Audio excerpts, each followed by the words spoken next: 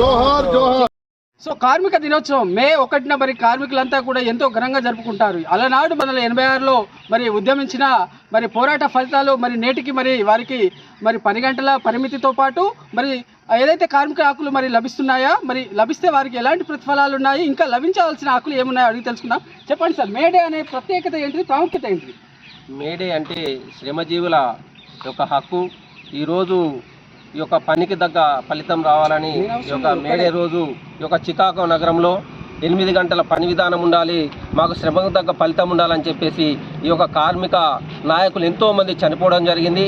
ఆ చనిపోయిన వారి రక్తంతో ఏర్పడిన ఈ జెండానే, ఈ ఎర్ర జెండానే ఈ యొక్క కార్మిక దినోత్సవంగా, అంతర్జాతీయ కార్మిక దినోత్సవంగా మనం ఇప్పుడు జరుపుకుంటా ఉన్నాం. కార్మిక సోదరులందరూ కూడా 140వ ఈ యొక్క అంతర్జాతీయ కార్మిక దినోత్సవ శుభాకాంక్షలు తెలియజేసుకుంటూ, ఈ రోజు ఇట్లా చూసినట్లయితే ఈ యొక్క పాలకులు కానీ, తర్వాత పారిశ్రామికవేత్తలు కానీ ఈ యొక్క ఆ రోజు 8 గంటల పని విధానానికి కార్మిక వర్గం కూడా అంతా కూడా ఏకదాటి మీదకి వచ్చేసి ప్రపంచం మొత్తం కూడా ఈ యొక్క 8 గంటల పని విధానం ఉండాలి, 8 గంటలు మనకు ఈ యొక్క విశ్రాంతి ఉండాలి, 8 గంటలు మనము ఈ యొక్క కుటుంబంతో గడపాలనే విధంగా ఈ యొక్క చట్టాలను తీసుకురావడం జరిగింది. కానీ ఇప్పుడు చూసుకున్నట్లయితే ఈ యొక్క శ్రమ దోపిడీ అనేది అప్పటి నుంచి మొదలుకుంటే ఇప్పటి వరకు కూడా తగ్గకపోగా ఇప్పుడు కూడా మన పక్క పొంటి చూస్తూ ఉన్నాం. 12 గంటల పని విధానాన్ని ఇప్పటికి కూడా అమలు చేస్తూ ఉన్నారు. కాబట్టి కార్మిక వర్గం అంతా కూడా అందరూ కూడా ఈ యొక్క మేడే స్ఫూర్తిని తీసుకొని ఆ విధమైన హక్కుల కొరకు పోరాటాన్ని చేయాల్సిందిగా ఈ యొక్క హెచ్ఎంఎస్ యూనియన్గా మేము ఈ యొక్క పిలుపునిస్తూ ఉన్నాం. కాబట్టి 8 గంటల పని విధానాన్ని అమలు చేస్తూ ఈ యొక్క కార్మిక చట్టాలను అమలు చేయాలని చెప్పేసి మేము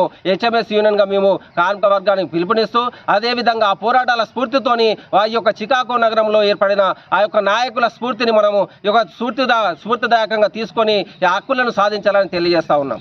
ప్రధానంగా కేంద్ర రాష్ట్ర ప్రభుత్వాలు ఏదైతే ప్రైవేటు పరంగా చూసినట్టయితే ఈ యొక్క 10 గంటల పరిమితిని తగ్గించలేకపోవడానికి మనం ఏ విధంగా చూడాలంటారు? ఈ రోజు మనకు భారత రాజ్యాంగం అనేది అనేక హక్కులు సాధించి పెట్టడం జరిగింది. ఈ యొక్క అప్పుడు చూసుకున్నట్లయితే స్త్రీలు పిల్లలతో ఈ యొక్క స్త్రీలు తర్వాత పురుషులతో పాటు పిల్లలను కూడా 24 గంటలు పనిచేసే విధంగా ఒక చట్టాలు అనేటి అప్పుడు ఉండేటి.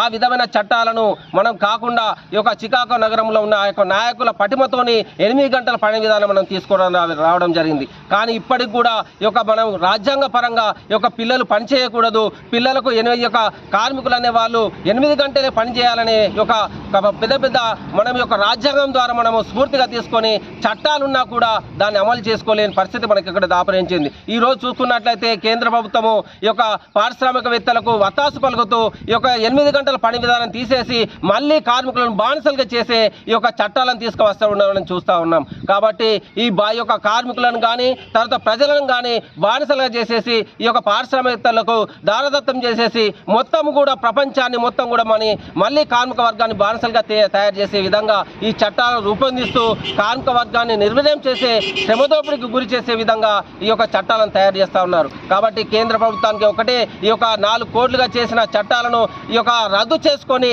ఈ యొక్క పాత చట్టాలను అమలు చేయాలని కార్మిక వర్గానికి పిలుపునిస్తూ ఆ విధంగా ఈ యొక్క కేంద్ర ప్రభుత్వం మీద ఒత్తిడి తీసుకురావాలనేది మా యొక్క నినాదంతో, మేడే స్ఫూర్తితోని కార్మిక వర్గానికి పిలుపునిస్తూ ఉన్నాం.